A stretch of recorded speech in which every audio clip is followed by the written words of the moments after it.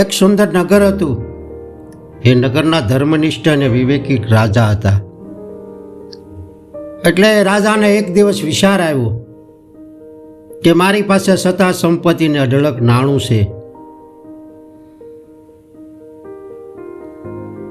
અને મારે આ જીવન સાર્થક બનાવવાનું આ ટાણું છે. તો લોકો ખુશી થાય એવું કંઈક જીવનમાં હું કાર્ય કરું.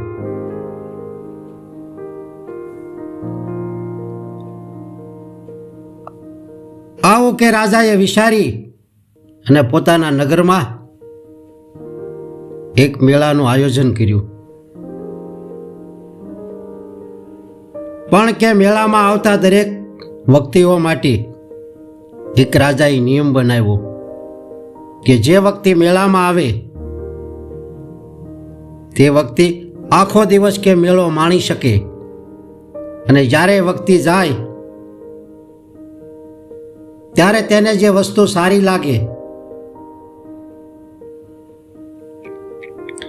તે વસ્તુને એ હાથનો સ્પર્શ કરી અને વસ્તુને લઈ અને પોતાની સાથે લઈ શકે.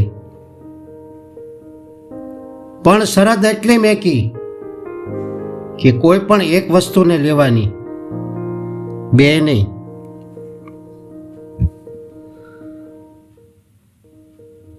આવું કે સરસ મજાનું આયોજન કર્યું. આવું કે સુંદર મેળાનું આયોજન જોઈ અને માનવ મેદની તો ઉમટી કે ભલે એક વસ્તુ મળે પણ આપણી પસંદગીની વસ્તુ મળે છે ને, એવો વિચારીને માણસો એ મેળામાં ઉમટી પડ્યા. અને એ ઉમટતા માણસોને જોઈ એક ગામડાનો ખેડૂત પણ ચાલતો ચાલતો એ મેળા તરફ આવ્યો. ત્યાં એ મેળામાં એવા ભાત ભાતની વસ્તુ જોવામાં આવી એટલે ખેડૂત તો અંદર એ મેળામાં ગયો અને પૂછ્યું કે ભાઈ, આ મેળામાં આ વસ્તુ બધી શું છે? બહુ સરસ વસ્તુઓ છે.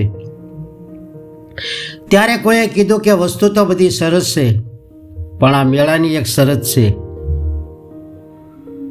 કે આ મેળાની અંદર કોઈ પણ વસ્તુ એક પસંદ પડે એને હાથનો સ્પર્શ કરી અને આપણે વસ્તુ લઈ શકીએ, પણ બે વસ્તુ નહીં.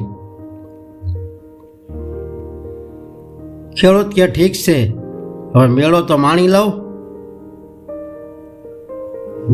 એમ કરતા કે જોત જોતામાં એ ખેડૂતને એક બળદની જોડી અને એક ગાડું એ બંને એને બહુ જ પસંદ પડ્યું. પણ એની મેળાનો નિયમ જાણ્યો કે કોઈ પણ એક વસ્તુને અડી શકાય અને એક વસ્તુ લઈ શકાય છે.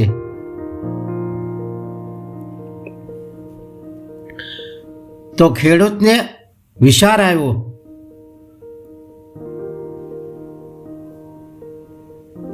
કે આમાં કરવું શું?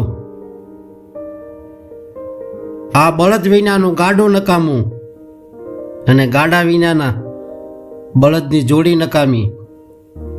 આવો વિચારીને ગળમથડમાં એ ખેડૂત એ મેળામાં આમથી આમ ચાલતો ચાલતો મેળાની બહાર જ્યાં રાજા કે સિંહાસન પર બેઠા હતા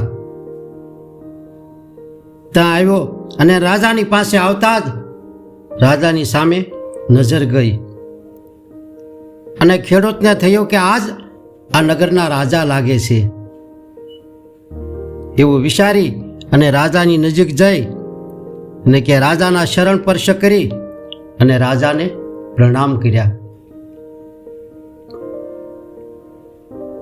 જ્યારે કે ખેડૂતને રાજાને પ્રણામ કર્યા એટલે રાજા તો એવા ખુશ થઈ ગયા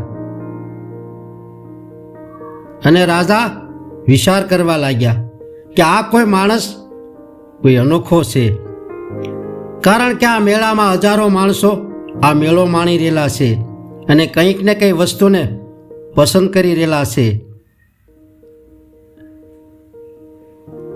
અને આ માણસ એવા હજારો માણસની મેદની વીંધી અને કોઈ પણ વસ્તુ લીધા વિના અને આ મેળો માણ્યા વિના સીધો જ મારા સુધી પહોંચી ગયો.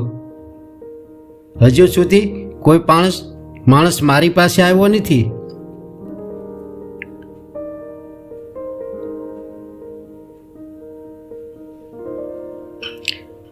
તો આ માણસને ખબર નથી લાગતી કે આ મેળાની જે વસ્તુઓ છે એ વસ્તુઓમાંથી કોઈ પણ વસ્તુ પસંદ પડે એ એક વસ્તુ સ્પર્શ કરીને લઈ શકાય છે. એટલે આ વખતે કોઈ વસ્તુ લીધી નથી. આવો વિચારીને કે રાજાએ ખેડૂતને પૂછ્યું કે ભાઈ, તો આ ગામડિયાનો અભણ અને ભોળો માણસ લાગે છે, એટલે તને આ મેળામાં શું વસ્તુ છે અને આ મેળાની શું શરત છે તેનો તને ખ્યાલ જ નથી લાગતો. એટલે ત્યાં મેળો માણ્યો નથી અને કોઈ મેળાની વસ્તુ તે પસંદ કરી અને લીધી નથી અને સીધો ખાલી હાથે તો મારા સુધી પહોંચી ગયો.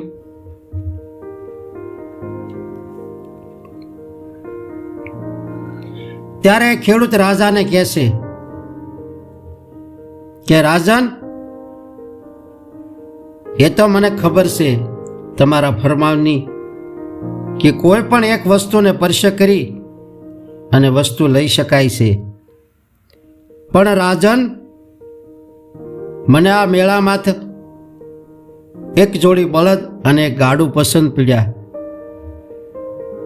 પણ તમે નિયમ એવો મૂક્યો છે કે કોઈ પણ એક વસ્તુને લેવાની, એટલે હું એક વસ્તુ લઈને શું કરું? કેમ કે બળદ વિના ગાડું નકામું અને ગાડા વિનાની બળદની જોડી નકામી. આમાં કઈ વસ્તુ મારે લેવી એ વિચારમાં હું તમારા સુધી પહોંચી ગયો. એટલે હું બળભાગી બની ગયો. કેમ કે મેળાની વસ્તુ ભલે ન મળી, પણ આપ મને મળી ગયા એટલે હું એવો ભાગશાળી બની ગયો.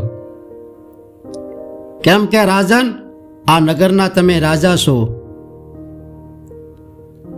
એટલે આ મેળાનું આયોજન આપે જ કર્યું છે ને, એટલે મેળાની દરેક વસ્તુઓ આપની જ છે ને.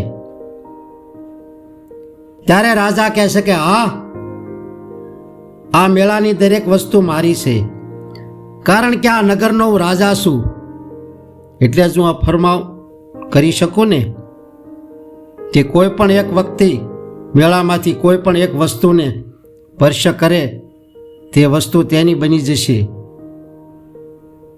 અને તેને એ લઈ શકશે.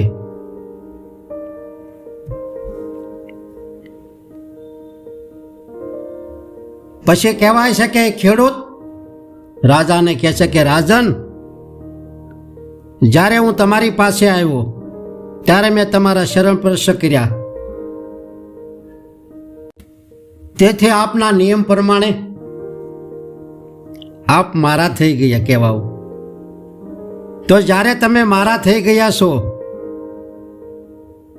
તો આ મેળાની દરેક વસ્તુ પણ મારી જ થઈ ગઈ કહેવાય ને કે નહીં? એ રાજન, આપ જ કહો ને.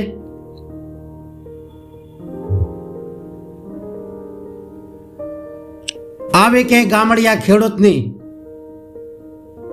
ભોળભળી વાતો અને એને સતુરાઈ જોઈ અને રાજા તો બહુ જ એની પર પ્રસન્ન થઈ ગયા અને ખેડૂતને કહેવા લાગ્યા કે એક વસ્તુ નહીં, પણ તને આ મેળામાંથી જે વસ્તુ પસંદ પડે તે તારી જે ઈચ્છા હોય તે વસ્તુ આ મેળામાંથી લઈ લે.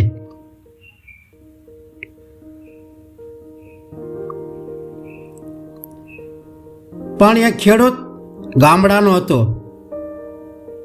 એટલે સદા ઈમાનદાર હતો.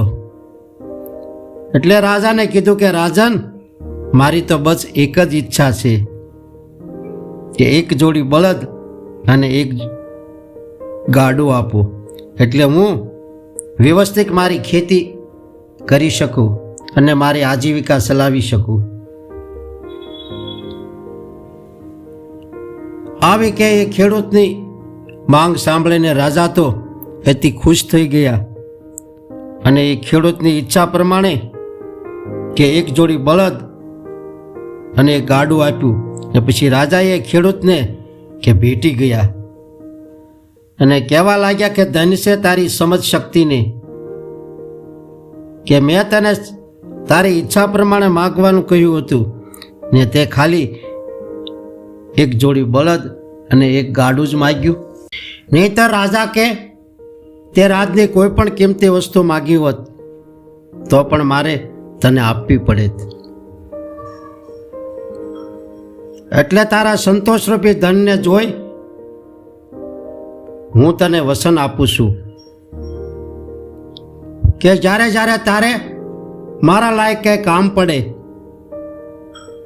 ત્યારે તું મારી પાસે દોડીને આવજે.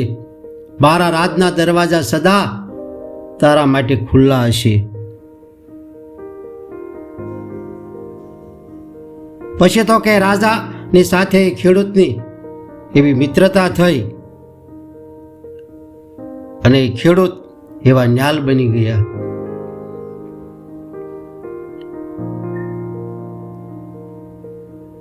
તો આ તો એક દ્રષ્ટાંત છે, પણ મહાપુરુષો કહે છે કે આનો ભાવાર્થ એ થાય છે કે આ સંસાર પણ એક મેળો છે અને ભગવાન રૂપી રાજાએ આ જગતરૂપી મેળો લગાવ્યો છે અને જીવરૂપી મુસાફિર આ મેળાને માણવા માટે આવ્યો છે. એટલે આ મેળામાં જે કોઈ વ્યક્તિ કોઈ પણ વસ્તુની કામના કરે છે તેને એના પ્રયત્નથી એ પામી લે છે, પણ કે મેળાની બધી વસ્તુને એ મેળવી નથી શકતો કે નથી મેળાને માલિકને મળી શકતો.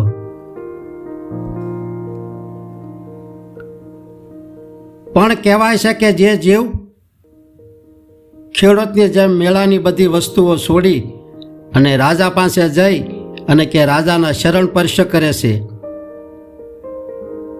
તેને મેળાની સર્વ વસ્તુ અને રાજાની સાથે મિત્રતા થાય છે.